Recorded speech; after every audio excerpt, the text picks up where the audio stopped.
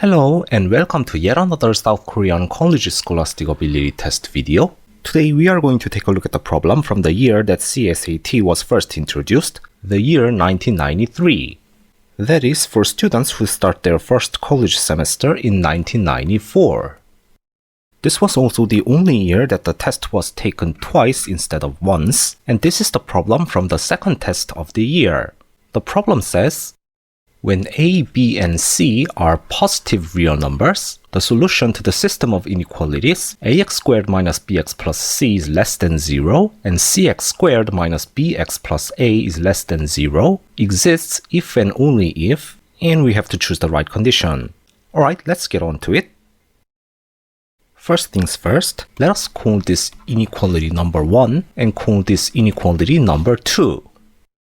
Because leading coefficients a and c are both positive, and because both inequalities are in less than 0 form, if solutions to the inequalities 1 and 2 exist, then it must be in x is greater than alpha and less than beta form.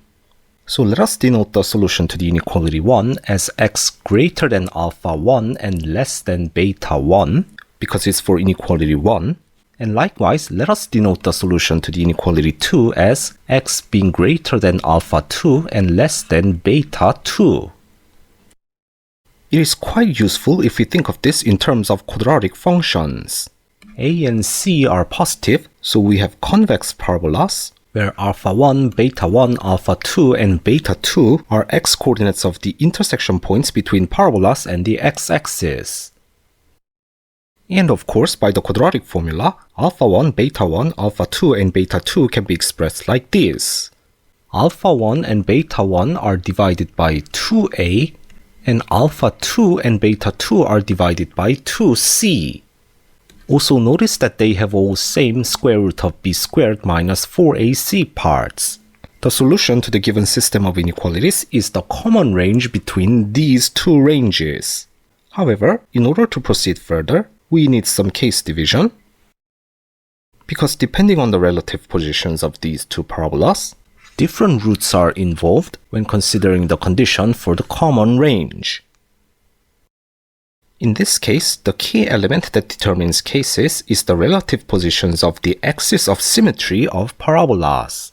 So we need the equations for them, and you can easily find that the quadratic functions 1 and 2 have axis of symmetry x equals b over 2a and x equals b over 2c respectively.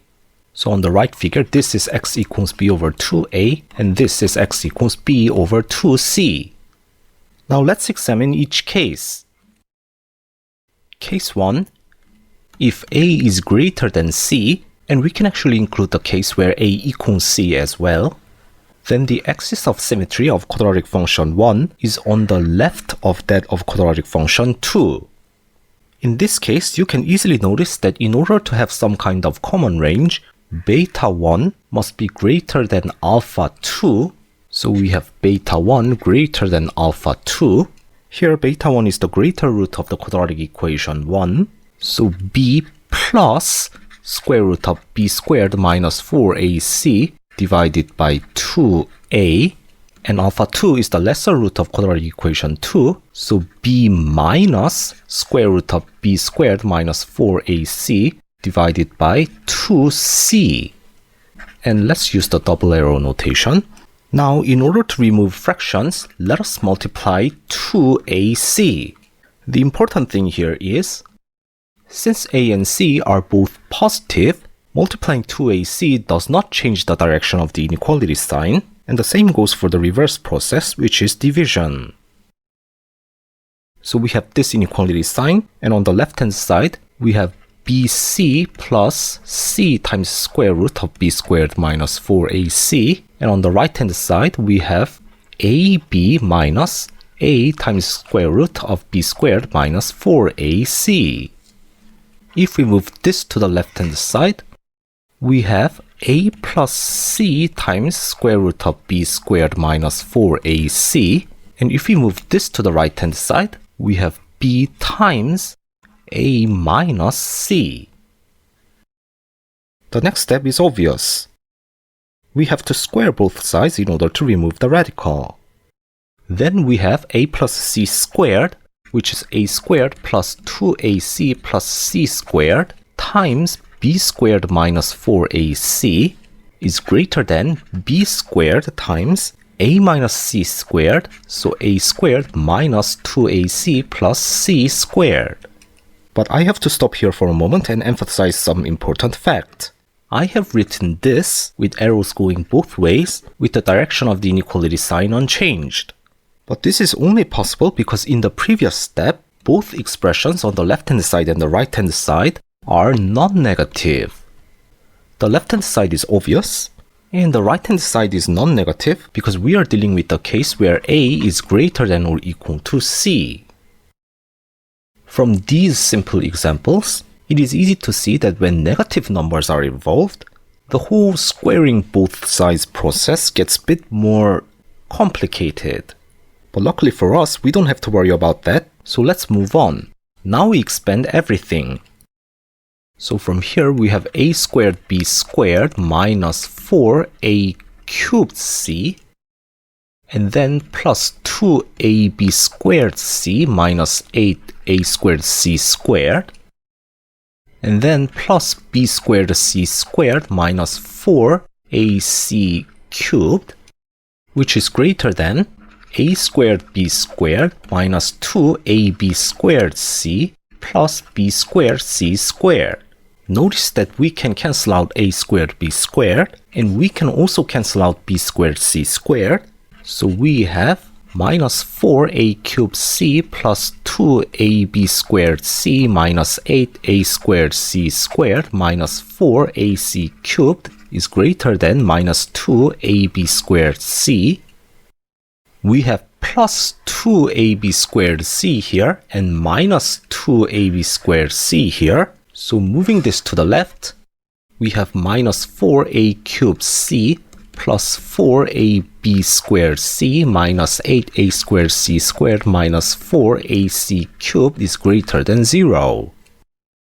It can be easily noticed that all terms have 4ac in common, so we divide both sides with 4ac. Then we have first minus a squared, then plus b squared, and minus 2ac, and minus c squared is greater than 0. You must be aware of the fact that because 4ac is positive, the direction of the inequality is preserved.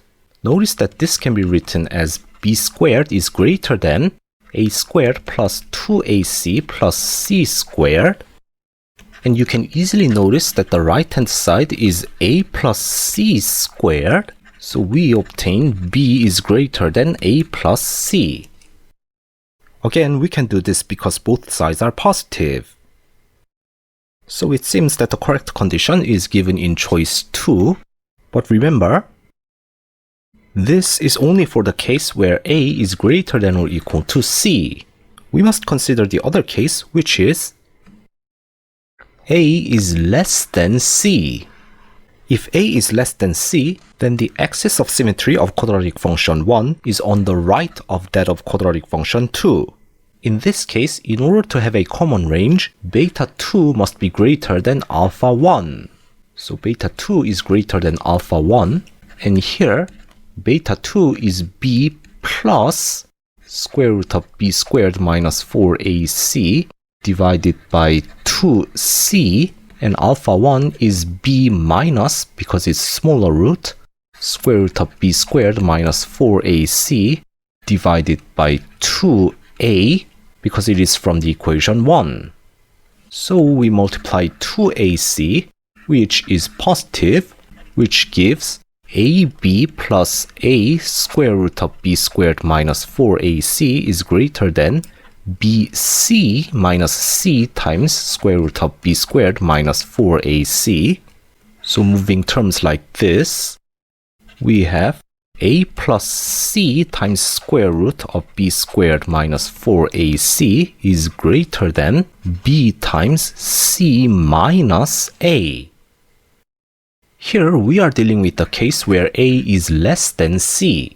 Therefore, this c minus a is positive, so both left-hand side and right-hand side in this statement are positive as well.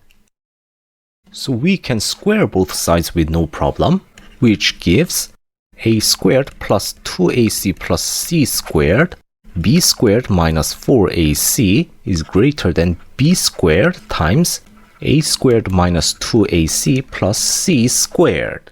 And let's stop right here, because this is the exact same inequality that we have obtained in the previous case. We have already seen this in case 1.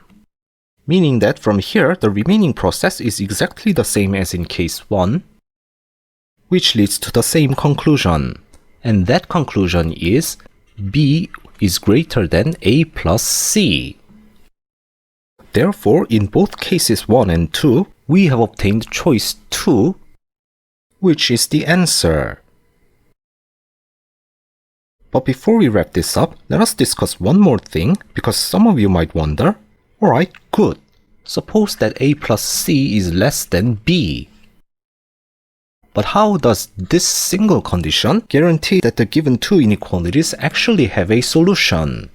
I mean, the parabolas must meet x-axis at two different points, meaning that discriminants of both quadratic equations are positive. But we haven't talked about discriminants in this entire video. Shouldn't we check for discriminants as well? Alright then, let's examine the discriminants. You can easily notice that both discriminants delta 1 and delta 2 are given as b squared minus 4ac. Notice that when a plus c is less than b, then b squared minus 4ac is greater than a plus c squared minus 4ac, which is just a minus c squared, which is non-negative. Therefore, a plus c being less than b automatically makes discriminants positive, allowing our inequalities to have solutions. And that concludes today's video. Thank you for watching. Please hit that like and subscribe buttons if you enjoyed this video, and I will see you in another video.